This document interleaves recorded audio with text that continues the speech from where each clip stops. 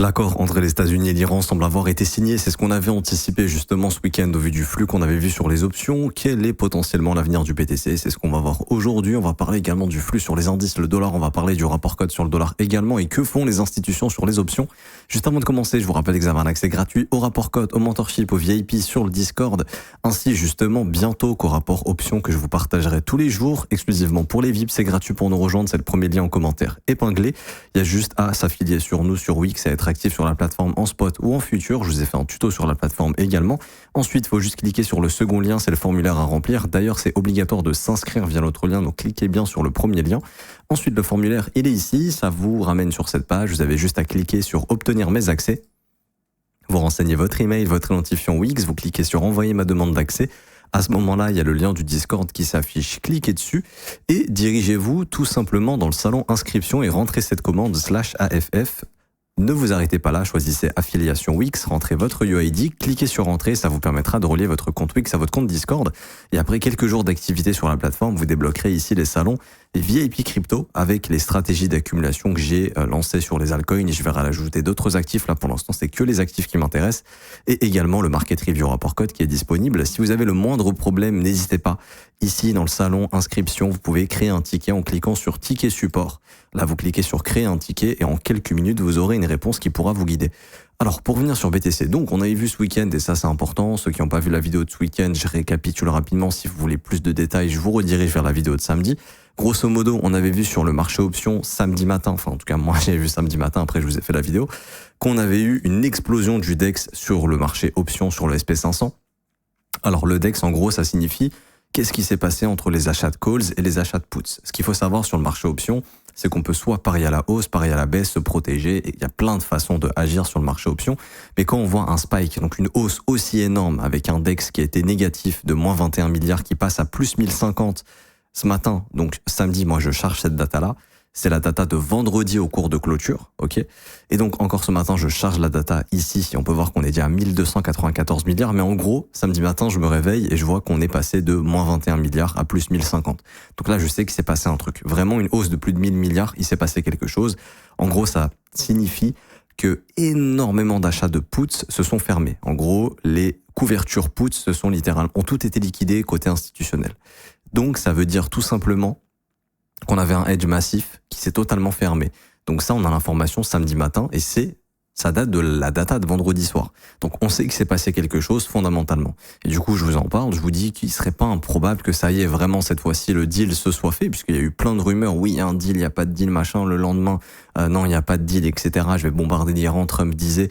Et puis encore après le lendemain, oui, c'est bon, on a signé. Non, là vraiment, vendredi, quand il y avait des rumeurs d'accords de deal, etc., ce n'était plus des rumeurs, c'était déjà fait, c'était déjà bouclé en fait, parce qu'il y avait déjà des banques, des institutions, des market makers qui étaient au courant, et ça on l'a vu sur le marché options. Du coup, le marché options, il est extrêmement acheteur. Et donc là, on voit cette fois-ci, la deuxième data intéressante ce matin, c'est le GEX qui passe de plus 4,5 milliards à plus 34,6 milliards. Donc maintenant, les dealers amplifient les mouvements acheteurs et sont net acheteurs. Donc théoriquement, on devrait voir le S&P 500 se diriger vers un nouvel ATH potentiellement cette semaine. Maintenant, qu'en est-il du Bitcoin? Bitcoin suit un petit peu les flux des indices américains, mais moindre. C'est-à-dire que malheureusement, le flux est moins fort. Et du coup, on va voir un petit peu ce qui s'est passé sur le flux option. On peut regarder aussi Nasdaq et on va regarder Bitcoin. Alors pourquoi je parle des indices? Parce que Bitcoin est extrêmement corrélé à ce qui se passe sur les indices américains. Pareil sur le Nasdaq, on avait la même data, la même information. Donc on sait qu'il y a des gens qui étaient déjà au courant et qui ont spéculé. C'est-à-dire que eux, ils sont positionnés vendredi, tout en sachant que la news tomberait le week-end. Donc là, en fait, ils sont en train de bénéficier. Et oui, il y a des gens qui, malheureusement, sont au courant avant, qui ont déjà pris leur pari de centaines de milliards de dollars et qui sont en train d'encaisser de l'argent ici, puisqu'on voit que le marché a ouvert en gap et eux, ils sont déjà positionnés vendredi. Et du coup, donc nous, on avait l'information grâce à ça. Bitcoin, il est ouvert le week-end. Donc logiquement, c'était de se dire que Bitcoin, il pouvait push, parce qu'en fait, les indices sont fermés, mais Bitcoin, lui, est ouvert, donc il pouvait pricer. C'est ce qui s'est passé, justement. Et du côté de Bitcoin, sur le marché option, il n'y a pas un temps d'intérêt énorme que ça. Mais on est également passé de moins 2 milliards à moins 221 millions, plus 41 millions hier et aujourd'hui plus 182 millions. Donc le DEX et le GEX sont de nouveau positifs. Donc on a des objectifs clairs qui sont en train de se dessiner. 66 000 $ pour le Bitcoin, un objectif court terme potentiel, et on pourrait même push jusqu'à à peu près 67 000. C'est le prochain niveau. Mais en tout cas, 66 000, c'est un peu l'objectif court terme qu'on peut aller chercher. Donc tout simplement, bosser le fair value gap baissier, ça on en a parlé. Depuis la formation du fair value gap haussier en daily, l'idée c'était de se dire, soit le fair value gap est cassé, on fait une continuation baissière. Mais tant qu'il n'est pas cassé, il est probable d'aller travailler les fair value gap baissiers qu'on a laissés derrière nous. Et du coup, on est en train de s'occuper justement du fair value gap baissier qui est juste ici.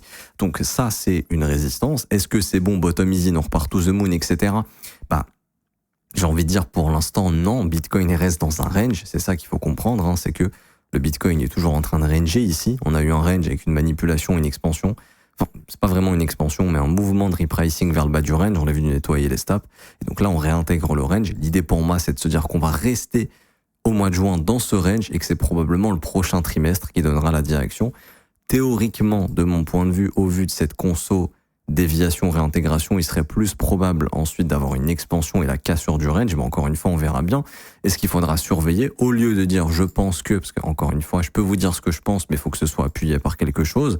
Ce sera premièrement déjà le marché option. Est-ce que les institutions continuent de parier à la baisse sur le rebond ou pas? C'est pas le cas pour le moment. On est en train de former le rebond. Ils sont pas forcément en train de parier à la hausse, mais en tout cas, ils ont fermé leur hedge, et ça, je vous en avais parlé justement quand c'est arrivé, donc le 12 juin, donc il y a déjà 3 jours, on savait que les paris baissiers c'était complètement clôturé, donc ça justifie le rebond. Donc c'est pour ça que je vous disais justement, je ne pense pas qu'on aura la cassure du range tout de suite, et c'est pas je pense parce que non, c'est parce qu'il y a ces datas qui me disent ça. Et ensuite, l'idée, ça va être de se dire que ça pourrait être potentiellement au prochain trimestre, donc là ça reste un trimestre de range. Si vous regardez le prix en trimestriel, il est en train de traduire quoi ici? C'est un trimestre qui a commencé au nord et qui est en train de terminer justement quasiment à son prix d'ouverture. Donc le prix d'ouverture c'est 68 100, on a 65 600. Oui, on peut dire que c'est un trimestre baissier parce que la bougie est rouge, mais déjà le trimestre n'est pas fini, il se finit dans 15 jours et peut-être qu'on sera revenu à 68 000 d'ici là. Donc c'est plutôt un trimestre de range.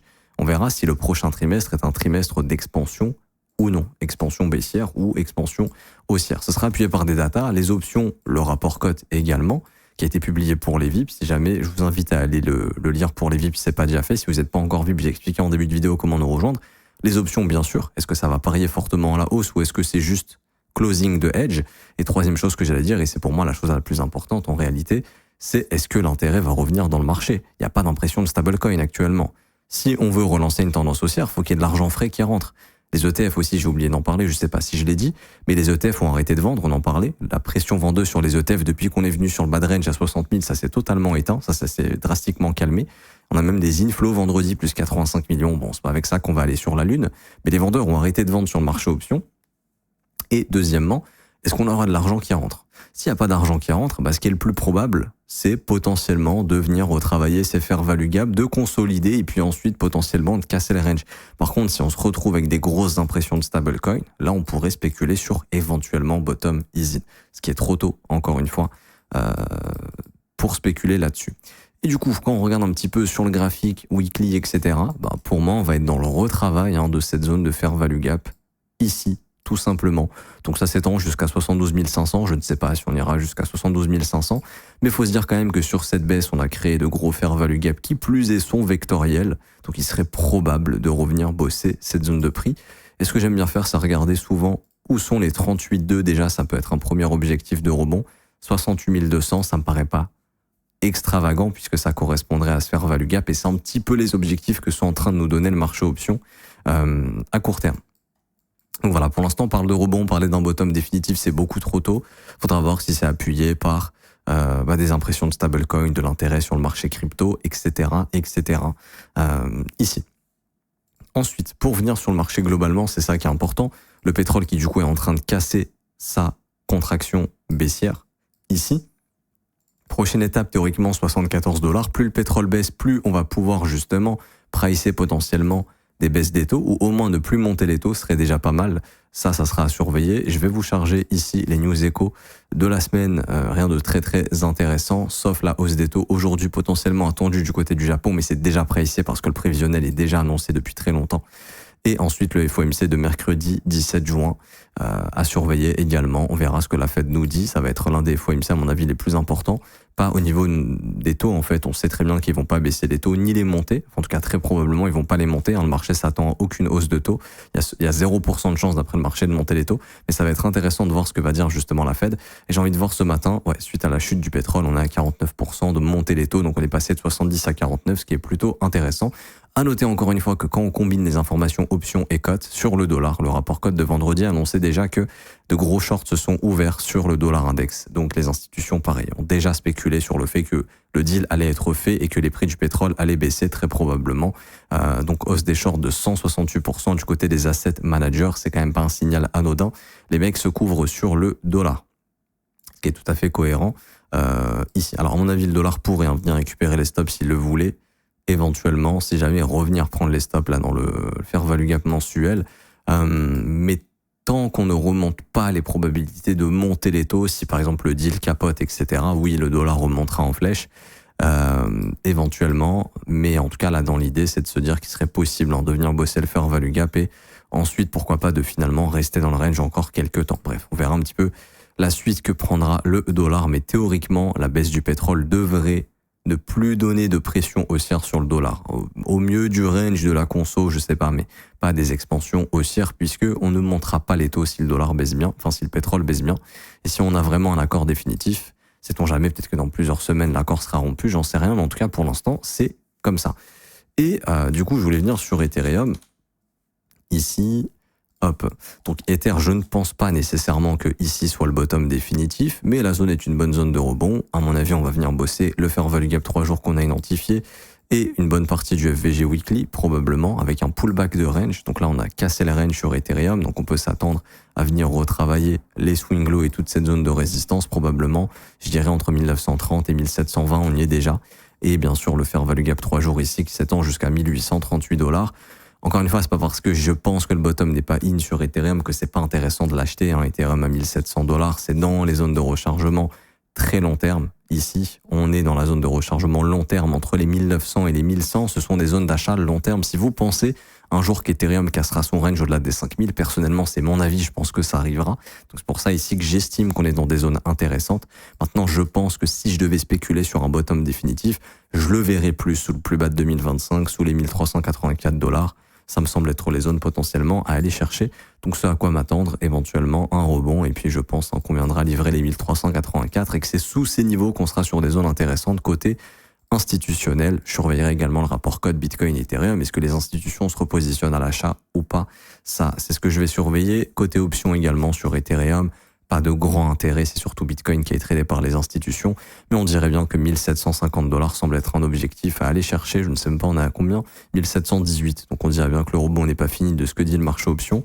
Et au niveau des datas, pareil, le DEX et le GEX sont redevenus positifs. Donc pour l'instant, les hedges massifs qu'on a vus ces dernières semaines se sont fermés une bonne partie se sont fermés sur Ethereum et sur Bitcoin. Donc c'est pour moi ce qui justifie ces rebonds, mais le marché pour l'instant, justifie pas des hausses de prix attendues au cours des prochaines semaines, des achats massifs sur les options, non. Ce qui montre que le billet de couverture, voire le net short, s'est fermé, les profits ont été pris, mais on n'est pas dans du rachat massif. Donc à voir si sur les futurs rebonds, le flux de hedge et de short va revenir. Si oui, ça serait annonciateur d'une continuation baissière et c'est ce qu'on surveillera. Je m'arrête ici pour aujourd'hui. J'espère que ça vous aura plu. Si c'est le cas, n'hésitez pas à bombarder les pouces bleus, à vous abonner, à mettre un petit commentaire. Merci énormément à ceux qui jouent le jeu. Je vous rappelle tous les liens en barre d'infos pour nous rejoindre gratuitement pour avoir accès à tout ça en temps réel. Très bientôt, je vous mettrai des messages automatiques. Je m'arrête ici. On se retrouve tout à l'heure pour la review TradFi. À toutes. Ciao, ciao.